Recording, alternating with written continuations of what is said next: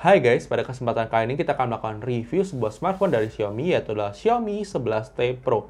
Seperti apa kelebihannya, kekurangannya, pastikan kalian tonton sampai habis, tapi sebelum itu jangan lupa klik tombol subscribe, aktifkan loncengnya, dan follow sosial media review gadget ya guys.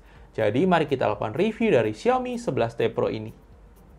Oke guys, ini dia adalah Xiaomi 11T Pro setelah kita gunakan selama kurang lebih 2 minggu pemakaian. Dimana pada kesempatan kali ini kita akan bahas dari sisi kelebihannya maupun kekurangannya dan apakah smartphone ini worth it atau tidak kalian beli ya guys. Jadi mari kita bahas untuk dari sisi kelebihan maupun kekurangannya ya guys.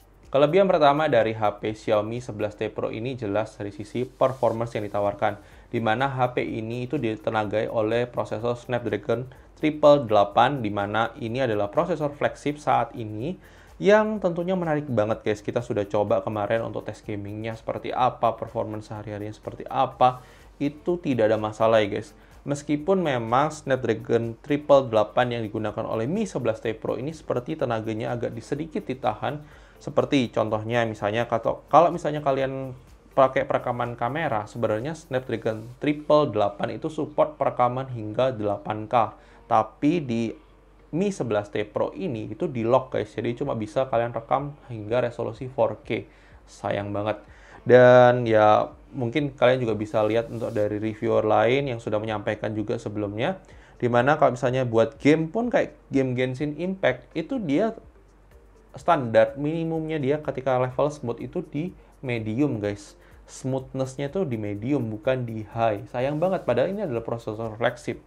Tapi itu mungkin dilakukan oleh Xiaomi karena untuk mengatur tingkat panas dari prosesor ini, di mana itu adalah kelebihan kedua, di mana HP ini itu manajemen panasnya termasuk baik untuk kelas flagship Snapdragon 888. Di mana kalau saya lihat sering banget untuk yang HP-HP yang dipakai prosesor Snapdragon 888 ini itu gampang panas guys, tapi ini tuh sama sekali tidak gampang panas guys. Jadi manajemen panasnya itu sangat bagus dan saya mengapresiasi Xiaomi untuk manajemen panasnya, tapi ya jangan sampai kalian membatasi prosesornya, itu sayang banget. Itu saran juga buat Xiaomi.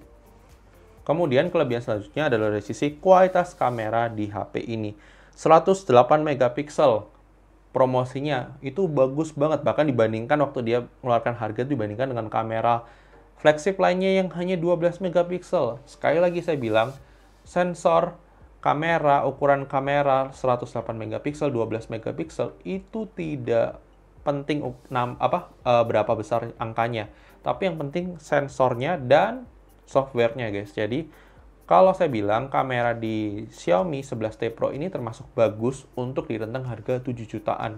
Tapi kalau misalnya kita bandingkan dengan flagship yang memang harganya di atas 10 juta, itu dia masih kalah dari sisi kualitasnya, dari sisi night mode-nya dan lain sebagainya ya. Xiaomi harus ngakuin itu karena tidak fair kalau kita hanya klaim pakai besaran megapiksel, itu tidak fair. Kalian bisa lihat untuk sampel foto maupun videonya, untuk rentang harga 7-8 juta, HP ini termasuk kamera yang bagus ya guys. Tapi kalau misalnya kita compare dengan flagship, ya mohon maaf masih agak sedikit kalah. Dan ya bukan agak sedikit kalah sih, agak cukup jauh untuk night mode-nya khususnya ya, untuk situasi low light. Kalau situasi terang harusnya mirip-mirip aja sih, nggak terlalu beda jauh. Ya, itu kalian bisa lihat sampel foto videonya setelah ini ya guys. Oke guys, ini adalah uji coba kamera depan dari Xiaomi 11T Pro. Kurang lebih seperti ini untuk kualitas gambarnya, audionya, mikrofonnya kalau kita gunakan buat vlog. Ini adalah tes kamera depannya, silahkan dapatkan di kolom komentar ya guys untuk kualitasnya. Oke guys, ini adalah uji coba kamera belakang dari Xiaomi 11T Pro. Kurang lebih seperti ini untuk kualitas gambarnya, kualitas videonya, mikrofonnya, silahkan dapatkan di kolom komentar. Ini direkam dengan resolusi 4K. Kalau yang tadi kamera depan 1080p ya guys, silahkan dapatkan di kolom komentar.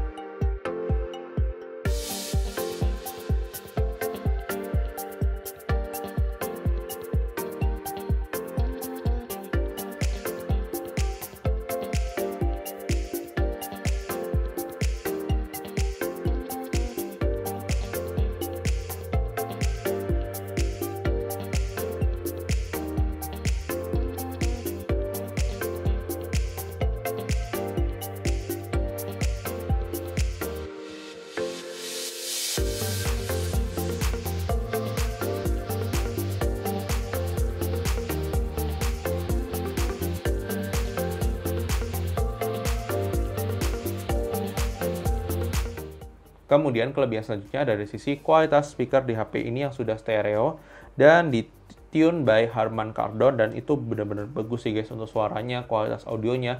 Kalian bisa dengarkan untuk sampel audionya dari speaker HP ini ya guys habis ini.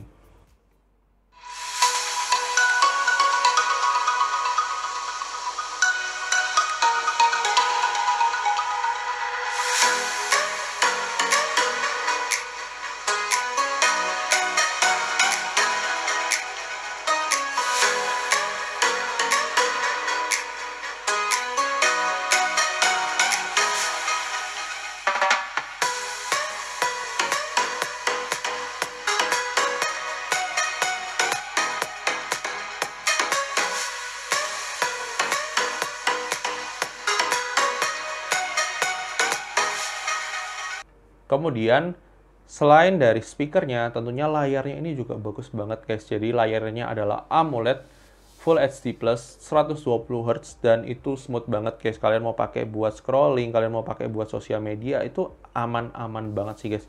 Nggak ada masalah untuk pemakaian sehari-hari dan saya tidak ada komplain untuk layarnya. Bagus banget dan ya mungkin kalian yang tanya, mungkin sempat tanya, ada yang beberapa yang tanya, layarnya flat atau edge ya? Ini flat ya guys, ini kalau ini flat, benar-benar flat, nggak ada lekuannya gitu. Jadi ya kalau kalian pencinta flat, ini adalah HP yang layarnya flat ya guys. Kemudian, nah ini adalah klaim marketing dari Xiaomi ketika dia melaunch Mi 11T Pro, yaitu adalah kemampuan charging di HP ini yang bisa support 120 watt charging. Jadi kita kemarin sudah coba, bahkan kita posting di Instastory Review Gadget. Kalau misalnya kalian belum follow, silahkan follow. Charging dari HP Mi 11T Pro ini dengan charger bawaannya yang 120 watt dari 8% ke 100% itu tidak dalam 17 menit, tapi dalam 27 menit. Jadi ada perbedaan 10 menit. Kenapa bisa seperti itu? Karena kita tidak di ruangan suhu ber-AC, terus kemudian suhu ruangan standar, dan ya kan itu pasti agak sedikit menghangat ketika dicas seperti itu. Tapi saya juga kalau boleh saran, meskipun memang chargingnya cepat, jangan sering-sering lah kalian pakai itu, karena semakin cepat diisi, semakin cepat akan habis. Kalaupun kalian pakai charger normal, itu pun juga nanti kita akan bahas sisi kekurangannya sih guys. Jadi menurut saya sih secara baterai health-nya kalau lama-lama itu akan degradasinya lebih cepat dibandingkan kalau misalnya kalian pakai charger yang cuma 20 watt atau misalnya cuma 18 watt. Ya tapi terserah kalian ya. Kalau misalnya kalian memang butuh urgent 120 watt, oke sih guys. Kemudian HP ini juga sudah dilengkapin fitur-fitur yang sudah layaknya ada di HP flagship, yaitu adalah sudah ada NFC, ada sensor sidik jari yang menyatu sama tombol power, ada juga face unlock, dan ada Air Blaster guys. Jadi ini kalau misalnya kalian butuh remote, ya Xiaomi memang terbaik sih, kalau selalu ada Air Blasternya untuk HP-nya sih, hampir selalu ada sih, jarang sih yang nggak ada. Dan itu good job sih Xiaomi. Kemudian HP ini juga sudah support dual SIM 5G. Jadi kalau misalnya kalian mau pakai jangka panjang, misalnya jangka 3 tahun, 4 tahun, HP ini sudah future proof ya guys. Jadi meskipun memang sekarang jaringan 5G itu masih cuma beberapa tempat saja dan masih belum merata, tapi untuk 2-3 tahun ke depan, HP ini sudah ready untuk 5G ya guys. Dan itu good job sih Xiaomi. Itu dia tadi adalah kelebihan dari HP ini. Tentunya HP ini punya beberapa kekurangan yang perlu kita sampaikan ketika kalian mau gunakan HP ini buat daily driver.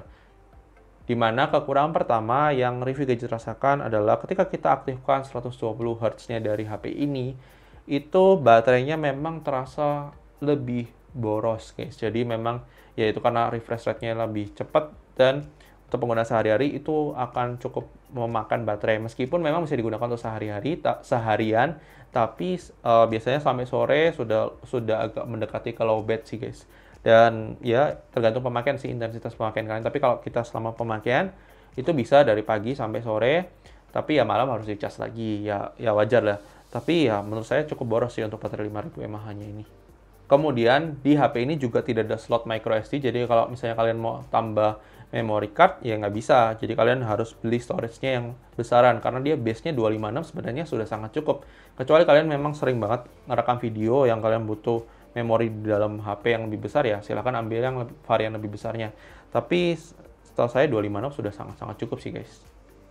Kekurangan selanjutnya dari HP ini ketika kalian gunakan HP ini tanpa casing, yaitu di bagian belakang ini termasuk licin, dan juga ini kesannya ketika kalian pegang itu bukan kaca guys, tapi kayak kesannya kayak plastik gitu guys. Saya nggak tahu kenapa feels-nya seperti itu. Bukan plastik sih, polikarbonat atau apapun itu yang model plastik.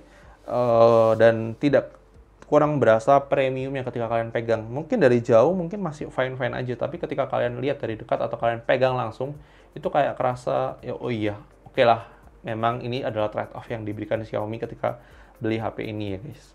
Dan itu dia adalah kelebihan maupun kekurangan dari HP ini. Kita akan masuk ke closing untuk menyimpulkan apakah HP ini worth it untuk kalian beli atau tidak ya guys. Oke guys, thank you sudah nonton video ini. Menurut kalian bagaimana kualitas dari Xiaomi 11T Pro ini?